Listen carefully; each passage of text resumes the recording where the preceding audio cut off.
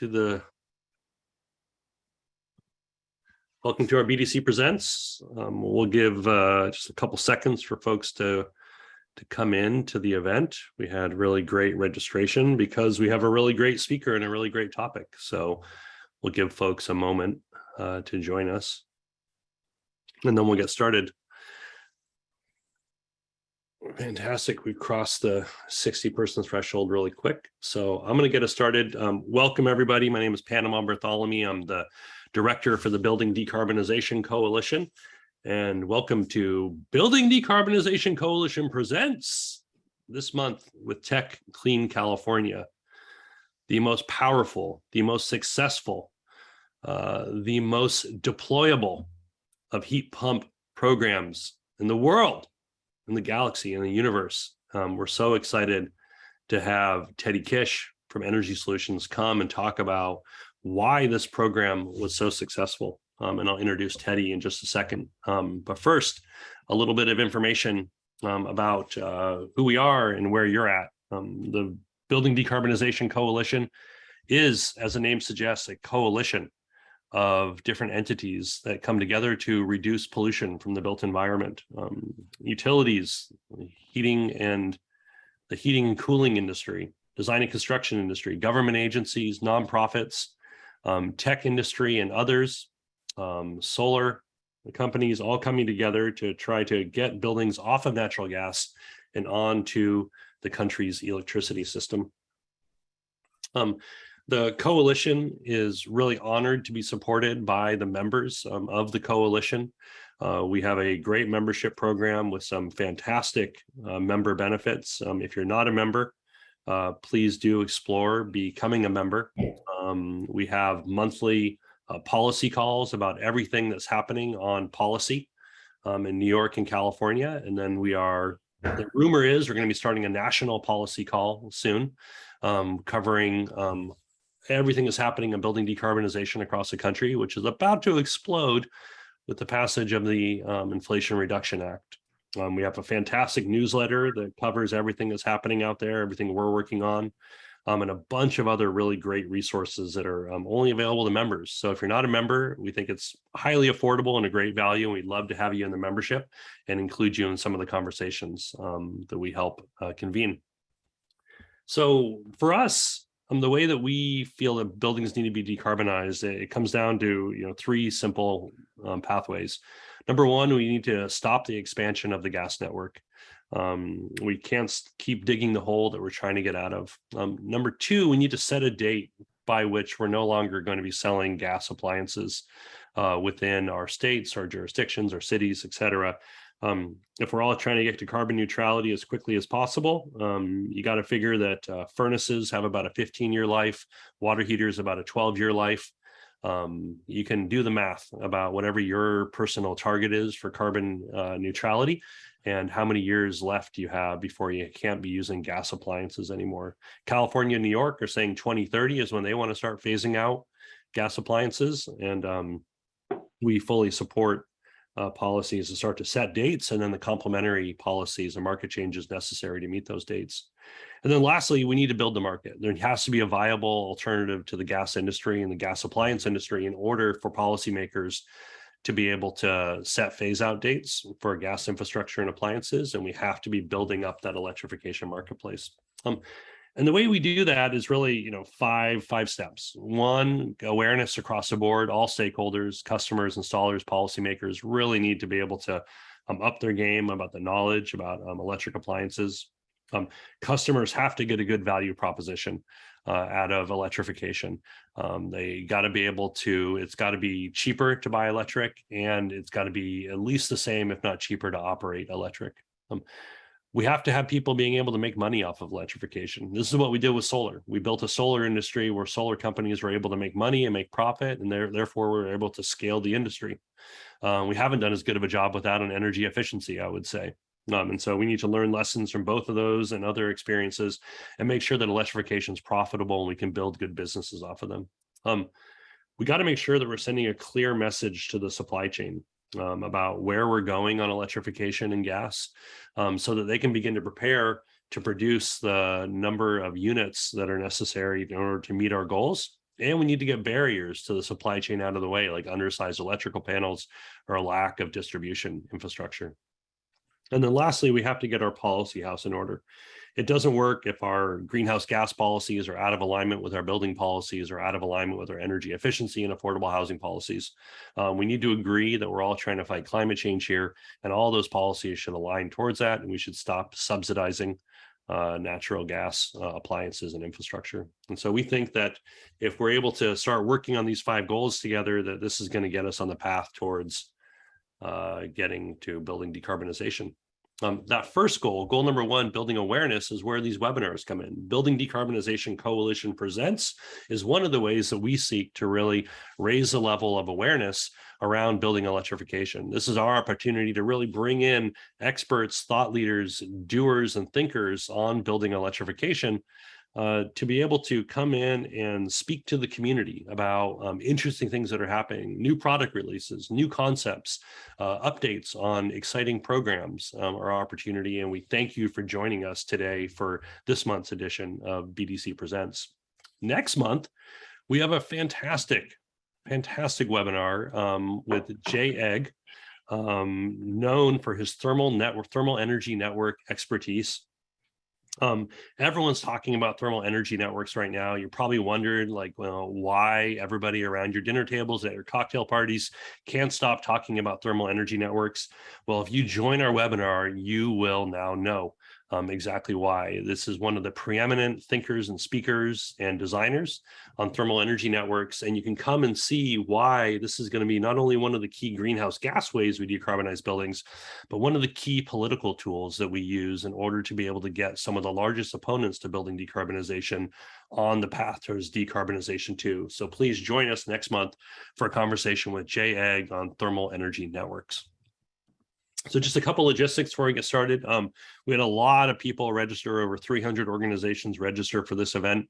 And so we can't have everybody unmuted. So everyone's muted. If you're not muted, please mute yourself.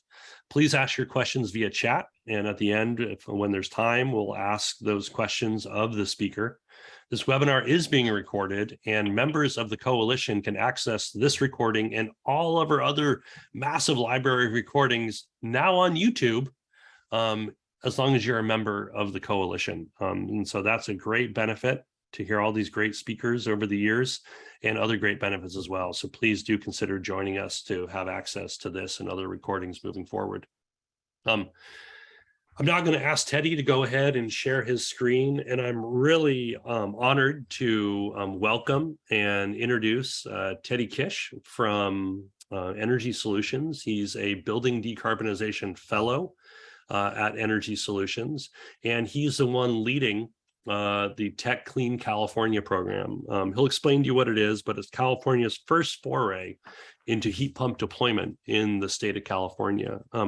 Teddy is a longtime clean energy and climate worker bee at Energy Solutions. We were talking during the AV check that he went through the trenches on advanced lighting controls and decided that he still wanted to work in energy after that, and has, luckily for all of us, come over found his way into the electrification space. And this program's amazing, folks. It has just blown the doors through its installation and its budgeting plans, and it's really well set up to not only provide a lot more heat pumps for California if we're going to be able to get more money into it, but also to provide a real model as we look at Inflation Reduction Act funds that are going to be rolling out across the country. We really think that this program can be a model for other states looking to invest that money. So honored and so happy to invite Teddy to come. He was burning the midnight oil to make sure that this was an amazing presentation for you. And so please, as you're all sitting in your home offices, a round of applause for Teddy Kish. And Teddy, take it away.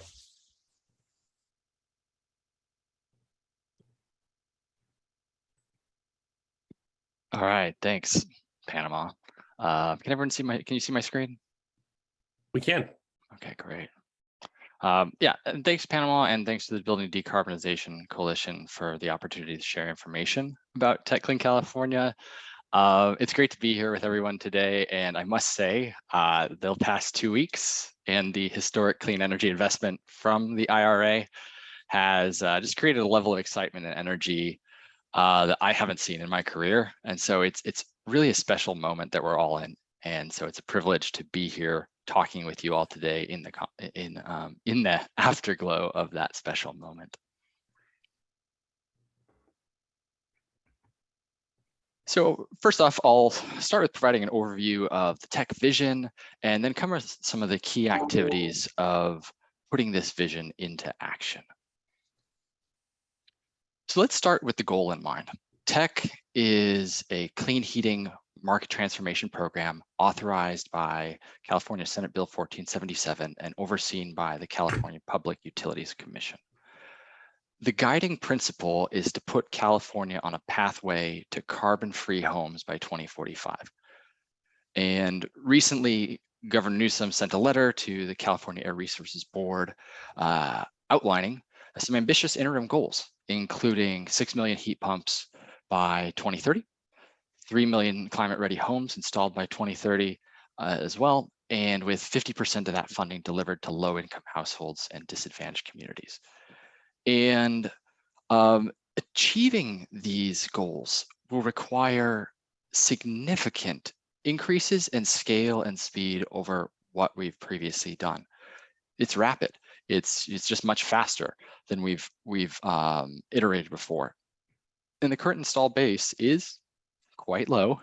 And so an important consideration is really setting the framework of what would it take to actually achieve this goal. And there's been a lot of great blog posts recently, I think, that are, especially with the Inflation Reduction Act, starting to talk about what type of structures that will take. So if we're going to install 6 million heat pumps by 2030, the first thing is we need to start now. We have 8 years. Scaling up takes time. So we need to start now and iterate quickly. Every year we lose from action or a delay, and it is one less year that we have to scale up. And that really sets us back. The second is expect demand. As Panama alluded to, multiple heat pump programs throughout this US, including tech, ran out of market rate incentives far more quickly than anticipated and saw far more demand than anticipated. So to meet decarbonization targets, it's important to provide a clear long-term investment strategy that really aligns and helps meet those goals. The next element is keeping it simple. Contractors in the market are busy, and we shouldn't let the perfect be the enemy of the good. This goes for policy guidance, which needs to provide flexibility for programs to iterate, and continuously improve. And it goes for program design, where simplicity helps improve accessibility and contractor experience. And I'll speak to some of the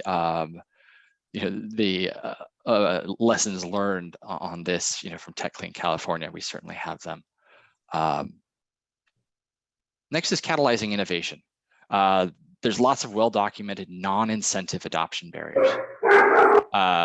So using pilots and program data and other non-incentive approaches to test scalable deployment models, inform policy decisions, and inform business model innovation is really critical.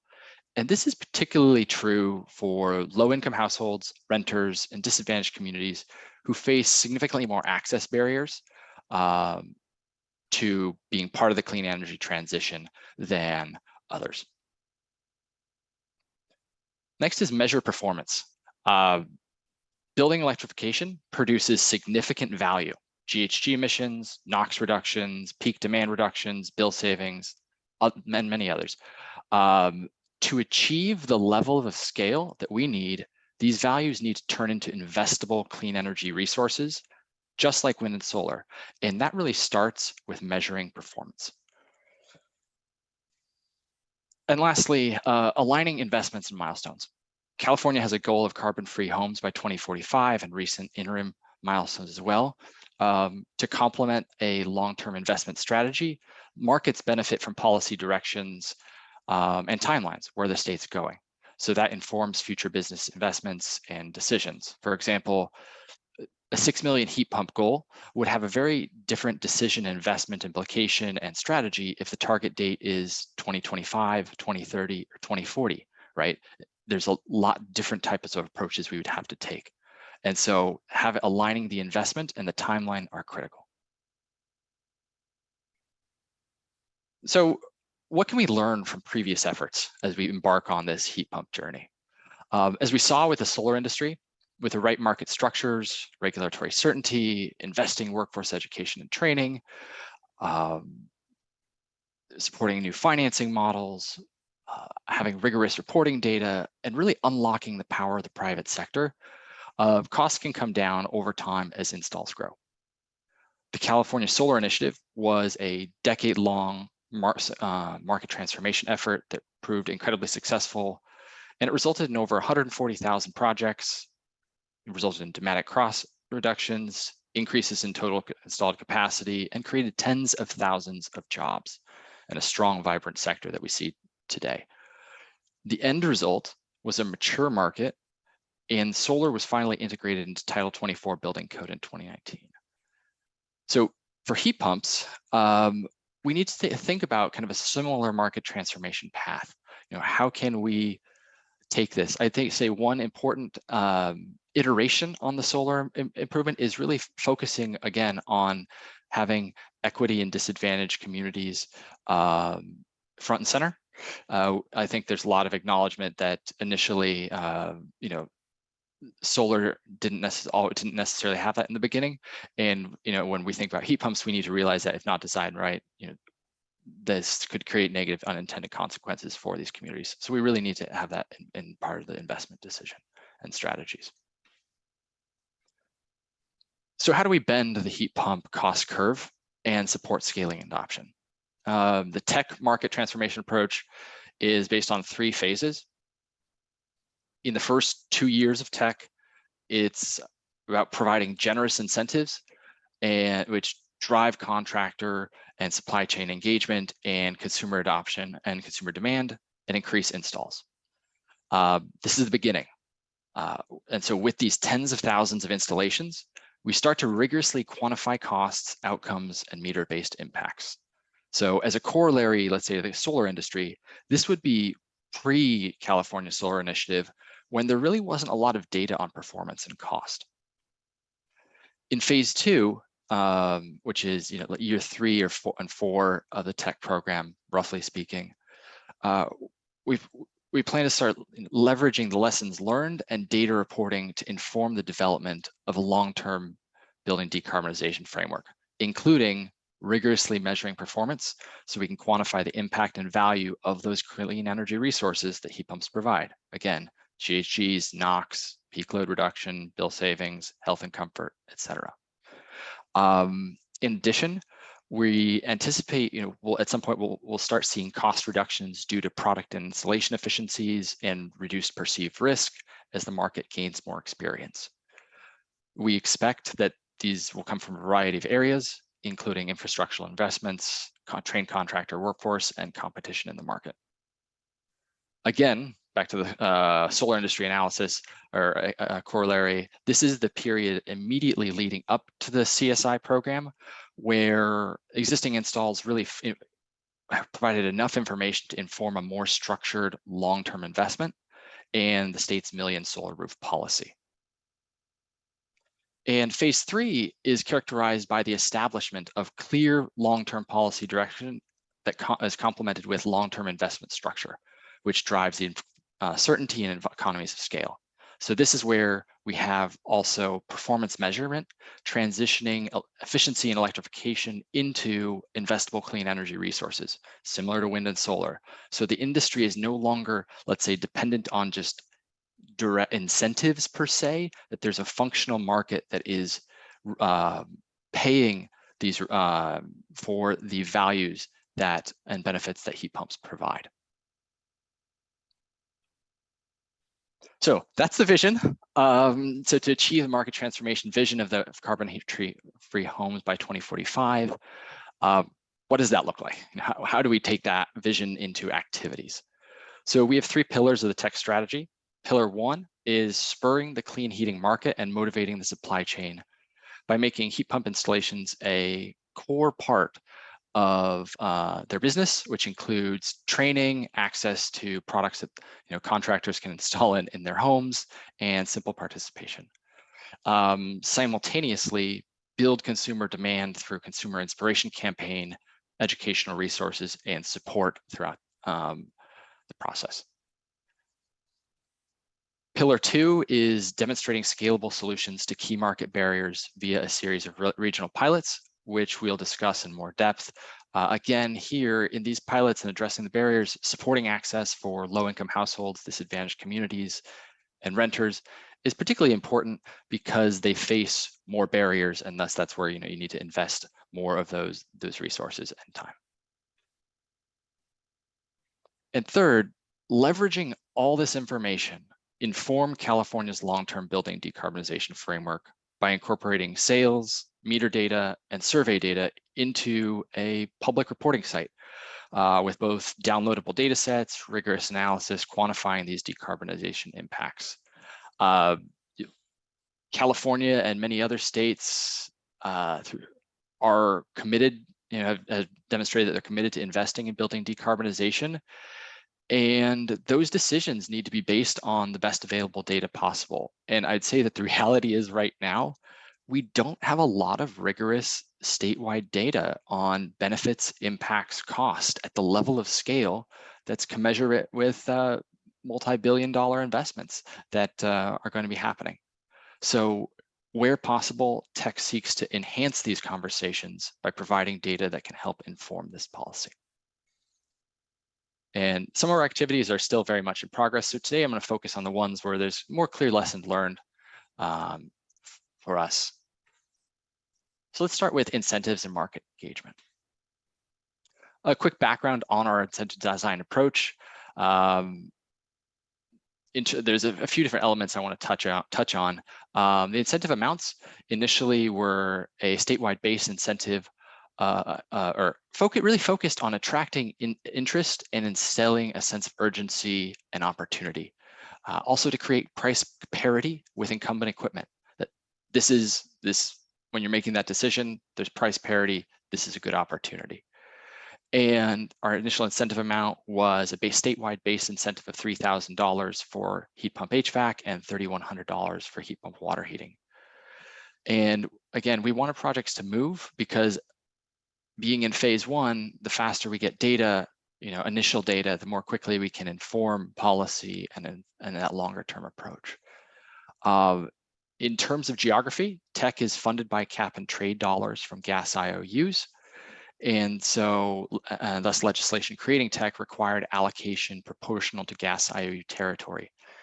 So SoCal Gas is 49%, PG&E 42%, and San Diego Gas and Electric was 7%, or actually 6.77% to be exact.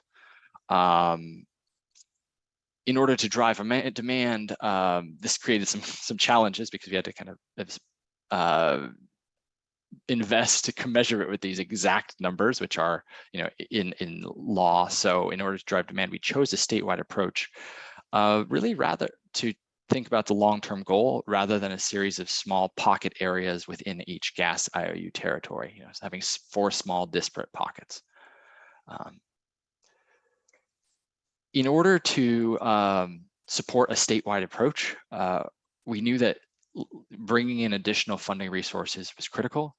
And so we had incentive in layering, which is a really important part of working with regional programs to support a broader tech opportunity. So layering served 2 functions, which really was to maximize tech resources, as well as support enhanced incentives for higher efficiency, quality installation, and local things that were important to the local programs that maybe tech wasn't focused. Again, tech is a greenhouse gas focused program, and layering incentives allows kind of the integration of multiple value streams and focuses. In terms of eligibility, we allowed code minimum and dual fuel projects, which would be setting a furnace, let's say emergency backup, rather than requiring it be decommissioned. And that was because as a market transformation program, again, we don't have a lot of information about how people are using heat pumps, their needs, how much they're using it, if it's in get furnaces and backup. And we wanted to initially get a comprehensive insight. If we don't have that comprehensive view, we just don't understand as much as we can. And that was a really important thing, is to maximize our initial understanding of the market, because again, there isn't a ton of data out there that's comprehensive in the level of scale that we need to inform a long-term framework. So expecting demand and the contract enrollment process. We began serious outreach in November, leveraging relationships with manufacturers, their representatives, distributors, and contractor conferences like iHacky to drive tech enrollment. And working with the supply chain actors was really great. Initially, we planned for under 300 throughout the program lifetime, and we got 900 in 7 months, which was a little overwhelming. We stopped recruiting in early April when we realized that incentives were going rapidly. And that volume wasn't necessarily something we had planned for. This is far beyond the typical, let's say, energy efficiency program. They have significantly lower contractor pools than this. So 900 was kind of a big, more than we thought. That created unanticipated challenges in the beginning in terms of our ability to, support communication in time as well. So based on that experience, we're building our automated support, formalizing our knowledge base for contractors, and really simplifying the onboarding process with that goal of larger scale and serving up to 5,000 or 10,000 contractors, now that we understand that level of adoption that's occurring. And that's an important iteration and lesson that we saw. Also, it's important to gain perspective around scale. 900 is great, but based on California State Licensing Board numbers, there's about 28,000 actively licensed HVAC and plumbing contractors in California. So if you do the math, 900 is only about 3.5%. So if we're serious about scale, we ultimately need to serve a sizable fraction of that market. And so that means going beyond these 900. So the key lessons really are, incentives and clear policy direction helped, I think, drive a lot of the initial conversations and strategic investment. Having incentive funding and the combination of a goal like carbon-free homes by 2045 and now interim milestones, things like that, really makes participation a strategic investment opportunity. Contractors and other market actors can understand that this is part of California's direction, and it's investment they should make in their business to be competitive and get ahead. So I think that's a really important element. Working with key supply chain actors really unlocked participation. We leveraged that, and it also requires continuous collaboration with them and actively seeking their input to make sure these programs work for the market. Again, if it doesn't work for the market, and it's not going to succeed. And we need to, have continuous collaboration with market actors to iterate and make sure that it's continually serving that. Another lesson is planning for demand and scaling more than you think. Our enrollment far surpassed initial expectations, which did create challenges, adequately serving those contractors early on. And it did require significant revisions to our onboarding and communication processes. So given the passage of the Inflation Reduction Act, I think that point's particularly important for state energy offices, planning heat pump programs, that it's both planning for that scale and thinking about the longer term. In terms of actual installations, similar to contractor enrollment, we achieved rapid growth in the initial months, which was significantly faster than we originally anticipated. We originally had a reservation policy for multifamily to account for their longer installation timelines, and a first come, first serve approach for single family rate incentives. When we saw these trend lines of rapid uptake emerging for single family, we needed to immediately switch to a reservation system so that contractors weren't selling jobs that there weren't incentives for. And this happened more quickly than we anticipated. And so we had to move rapidly and communicate policy changes on a much shorter timeline than we originally envisioned or wanted to do in order to make sure that we could honor the projects that were actually sold or committed.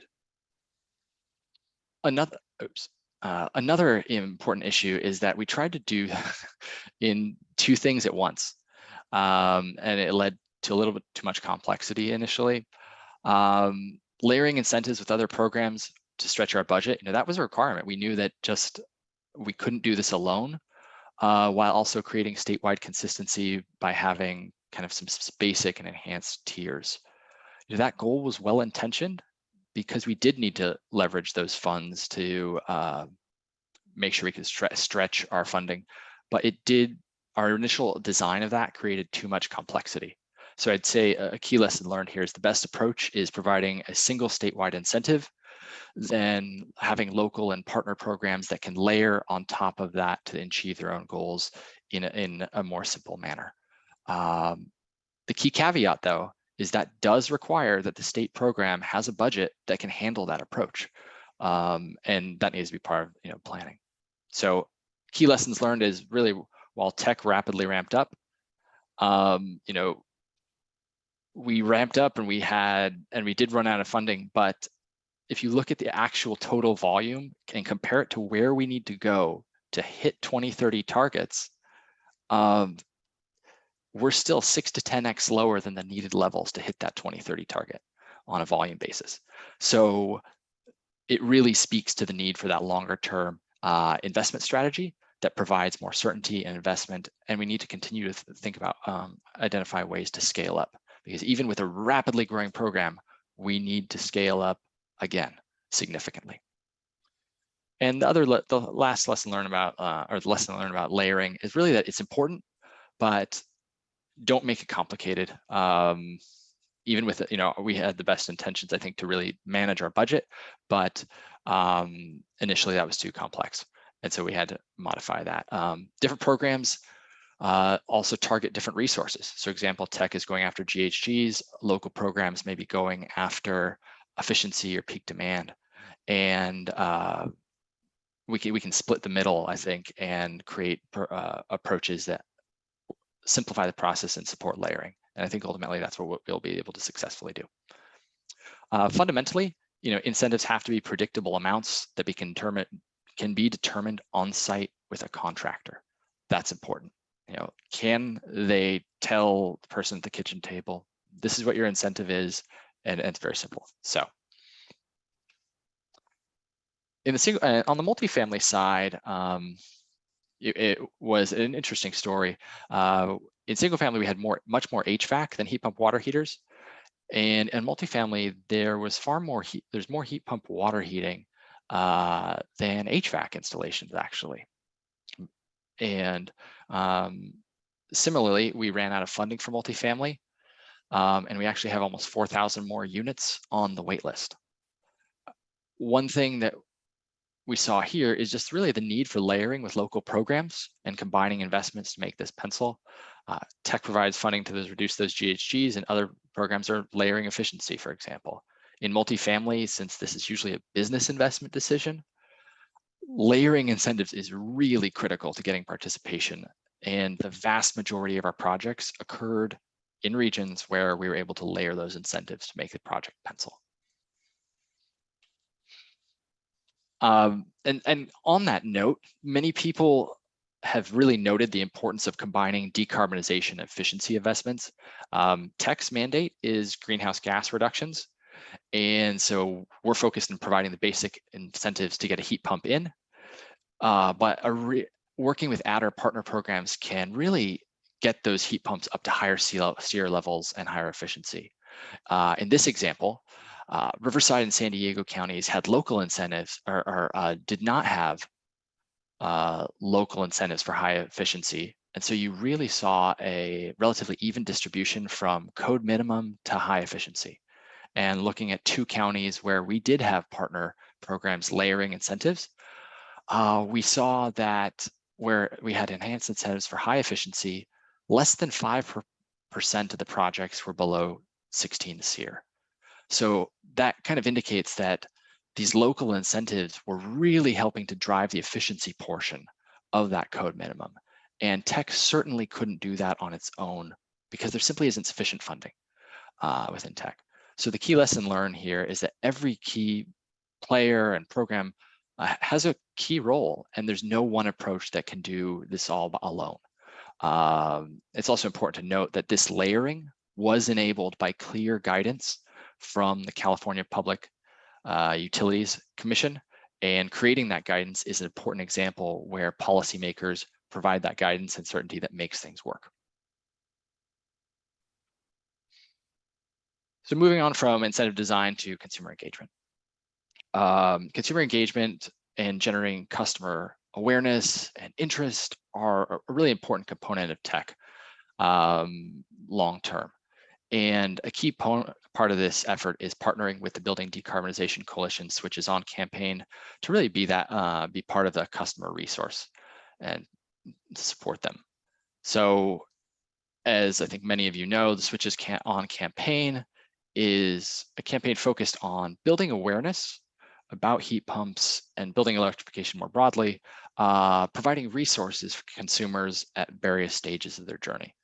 So this includes informational resources about heat pumps through the website, inspiring people to make the switch, and that as well as the actual resources to support that switch and the retrofit process, like accessing incentives, finding a contractor, requesting quotes. In the chart, you can see that actually the number of quotes requested increased really significantly when incentives were available. So when they're ramping up, almost paralleling contractor engagement.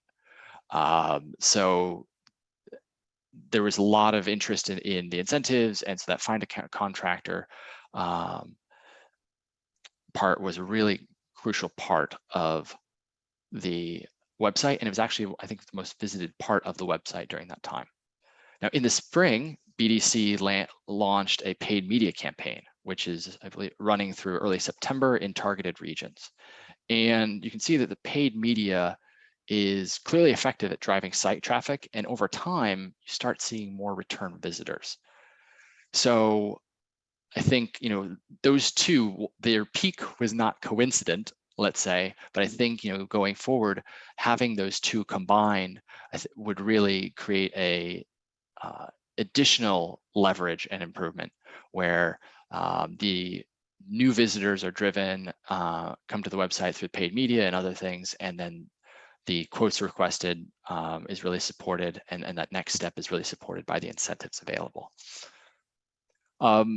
Another lesson and experience was that initially our incentive finder had shortcomings.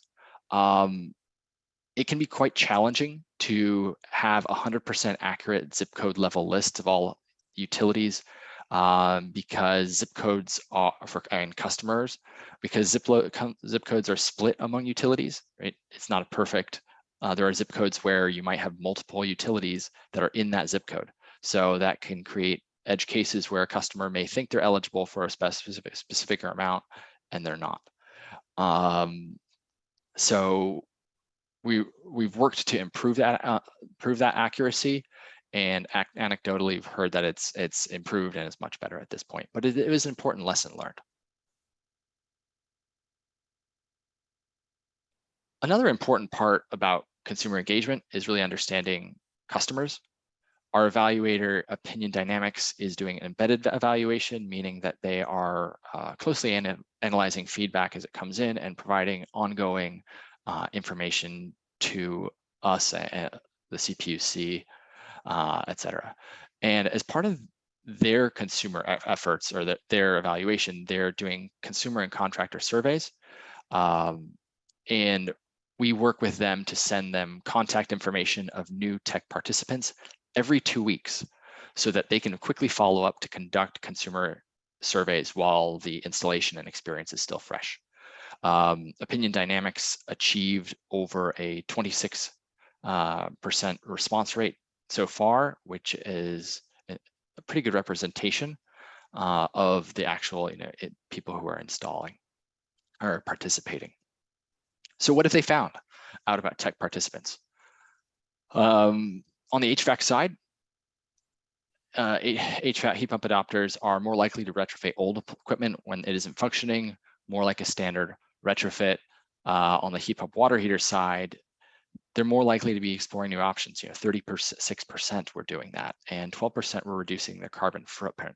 So you can see kind of the split in interest and initial focus, and that probably represents different levels of the market, where it is, but also the different focus of the initial customers and participants.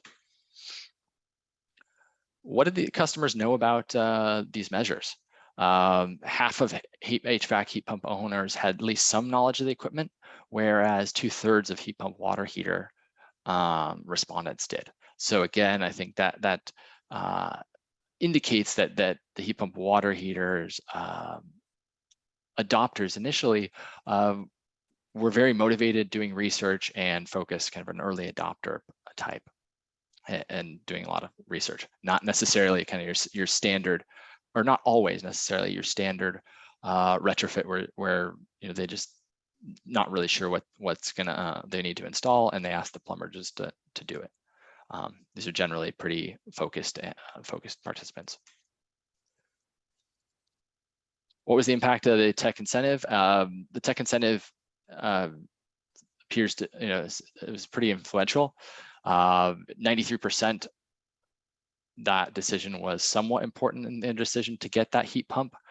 And that's 39% of HVAC customers were either unlikely to or would not have purchased a heat pump without the incentive.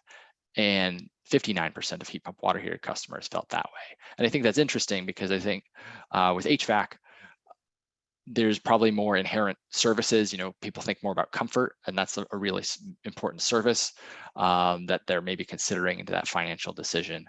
Whereas in heat pump water heaters, there's a lot of great benefits. There's cooling, cooling in your garage, which I love. But maybe that's probably could be reflecting why if it's a higher amount really needed that incentive for heat pump water heater customers. And they're overall, what did customer satisfaction look like? Aside from the overall, it seems that customers were very satisfied with contractors, with fewer than 5% of respondents being dissatisfied or very dissatisfied. So that's important to hear, and that's also important for us to monitor over time, right? I think one of the key important things, aside from the feedback itself, is this highlights the importance of prompt feedback and embedded evaluation, but also just kind of prompt feedback as we think about scaling. In this case, the evaluator helps the tech team understand participant experience and quickly raise specific issues, challenges, and opportunities as they arise, so we can responsibly address them. More generally, rapid feedback cycles are necessary to inform program decisions, stakeholder decisions, and policy decisions in a timely manner. Again, we have a short window to decarbonize. We won't always get it right the first time. And from our program approach, we're taking really a growth mindset where we're committed to continuous improvement and making measurable progress. And we've definitely learned a lot in our first year, and it's been an exciting journey. Moving on to pillar 2 of the tech activities, pilots and quick start grants. These are, again, the regional pilots testing those scalable solutions to market barriers, and quick start grants that support strategically important installations to scale adoption. These pilots really include try to address the key adoption barriers that we think of at a high level. This includes identifying the high impact customers through targeting, expanding scalable project finance solutions via a tariffed on bill or inclusive utility pilot, and streamlining the installation process as well as load set shifting. It also has a dedicated focus on expanding benefits, as I mentioned earlier, to multifamily and low income household. In addition to these specific pilots, we do have that quick start grant opportunity as well. So I'm going to highlight a couple pilots and give an overview of the quick start grants. So we recently have kind of been using the word inclusive utility investment instead of tariffed on bill to avoid a little bit of confusion with TOB proposals that don't necessarily have certain standard features, but generally, I think people are generally more familiar with the term tariffed on bill. So tariffed on bill is a proven scalable model used to accelerate customer adoption of energy and water efficiency measures in utility programs operating across the country. It enables utilities and customers to make site-specific investments for efficiency and other building improvements, utilizing utility authority to recover costs through customer on-bill tariffs that are established and enforced through utility-approved tariff terms.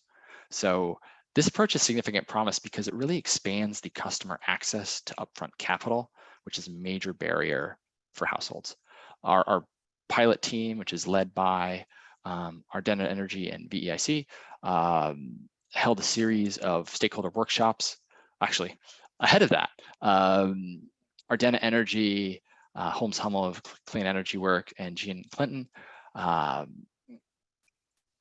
authored a tariffed on bill white paper published in 2020. And then as part of tech, our team established a series of stakeholder workshops to really discuss key program designs. There's about, I think 7 different workshops to dive into very specific aspects of program design. And these workshops have been, and our comments have been part of Clean Energy CPUC's, or these comments have supported CPUC's Clean Energy Finance proceeding. And this is really an example of how Tech Pilot is actively working through an important financing model and collaborating with other organizations and participating in some of these proceedings to inform a broader effort. So we are piloting this with approach with Silicon Valley Clean Energy to a CCA to install 500 heat pump water heaters and HVAC systems in high energy households. That's that's a proposed approach, which we are looking to hear back from the CPUC as part of the Clean Energy Finance proceeding in November 2022. Also wanted to quickly highlight some of the pilot efforts, other pilot efforts focused on barriers. So this is our customer targeting pilot from our partner Recurve, where we're looking at methods to identify high propensity, high impact customers and assessing strategies to identify and convert these candidates to heat pumps.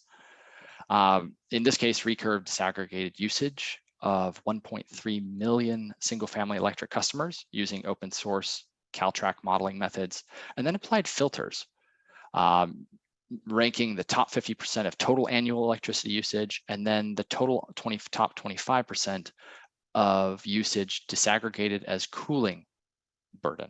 So, and using that percentage of cooling burden helps target customers that have higher cooling burdens proportional to home energy use rather than just super large homes. They then applied some data quality filters that removed about 8% of the demeters, and then found that these top 7% of customers, these 95,000 customers, have 2x the higher cooling burdens than the average customer, and also 2x higher peak demand. So we know when targeting these 95,000 customers, the average peak demand from investing in a heat pump in these homes is going to be significantly greater than the average home. So we just completed this analysis, and our next step is to conduct controlled intervention outreach in partner with SoCal Edison to assess different approaches and messaging to convert these potential candidates. And this really is just one example. The tool has a wide range of filters and can be used many ways, such as supporting SCE's building electrification pilot to identify which customers would benefit most from their proposed electrification measures, as well as identifying customers who may have high cooling burdens and live in disadvantaged communities, but are not necessarily on CARE or FARA rates, and thus ineligible for maybe a comprehensive direct install program like ESA or LIWIP. So there's a lot of different uses, and the targeting dashboard gives us flexibility to think about all these different uses. Eventually, we'll be analyzing all 20 million meters across both electricity and gas to better understand targeting opportunities, but this is just a start. In addition to pilots, we have a series of quick start grants, which are kind of smaller and in focus. And in 2022, we selected 11 projects, and they were in these kind of 4 different categories of enabling faster installations, being more inclusive, reducing energy costs for low-income customers, and supporting hard-to-reach housing. 70% of our projects supported low-income and disadvantaged communities, and we're in the process of selecting our 2023 cohort, and our target is to have 100% of those projects support low-income and disadvantaged communities. And last, informing that long-term building decarbonization framework. Why should we publish heat pump data? Because, and why does this matter for an incentive program? We have a market transformation mandate, and as I mentioned, California, along with other states, is really beginning a major investment into building decarbonization. Based on our experience, Energy Solutions experience developing the public reporting platform for the California Solar Initiative, we really believe that public data analysis plays a really important role in advancing markets. And this data helps create transparency, predictable outcomes, which in turn drives market actors and others to invest, creates competition, as well as informs policy, makes better policy. And this in turn leads to more demand in installations, which creates a kind of virtuous cycle. So with the passage of the IRA, we know that there's an unprecedented investment into building decarbonization. And we really believe that in order to most effectively deploy resources, understand impacts, and plan long-term, we need a robust data collection strategy. So how can tech data inform building decarbonization decisions? What are we doing? What data sets do we have? The first is application data, which includes key details about the installation itself, equipment, efficiency, size, cost, many other attributes. The next is meter data in collaboration with the California Energy Commission and the CPUC, California Public Utilities Commission. This includes hourly electric AMI data and daily gas data for all California residential customers for IOUs, LADWP, and SMUD. So this is roughly 11 million customers, 20 million meters, and 2 to 4 trillion data points. In addition to that, we have survey data. What's the consumer and contractor experience? That's critically important, right?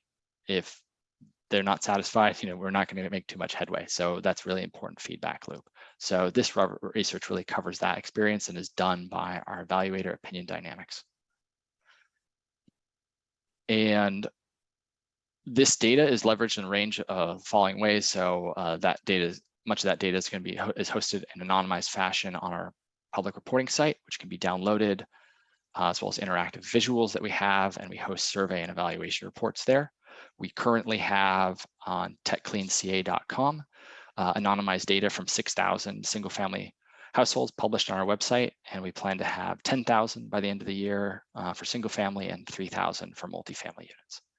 In addition, this also informs a series of analyses that the tech team uses to conduct analysis and strategy. And really, this information has a wide range of potential users and use cases.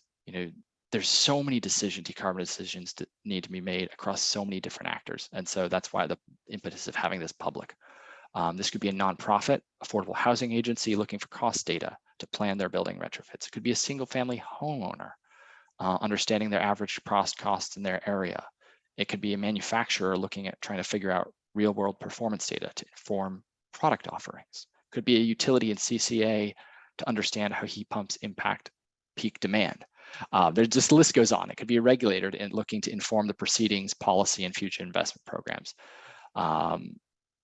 And so in terms of the lessons learned here, we're just starting, but a really important one is that regulators play a critical role in enabling this.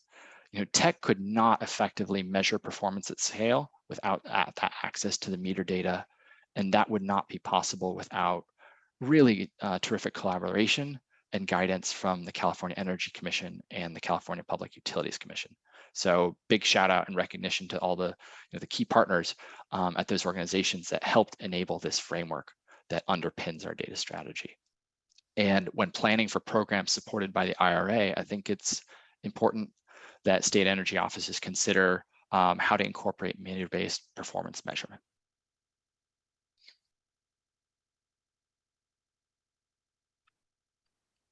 So in summary, I'll just end where we began. That's a lot. We've had a lot of lessons learned, and it's been a really whirlwind of a year. I think we've gotten a lot done. We've learned a tremendous amount, and we have a lot to cover still. So it's the same lessons that we started with. Start now, expect demand, keep it simple, catalyze innovation, measure performance, and align investments and milestones. Thank you.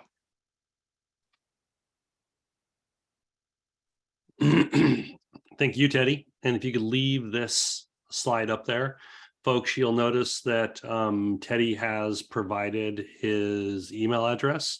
So please go to your favorite spam bots and put Teddy's email into those bots. But preferably, actually, please use that email to ask any questions that we're not able to get to today, but we're offered in the chat or are as burning top of mind for you. So I'll try to get to a couple of them. I'll also be at ACEEE next week if you're there. Happy to chat.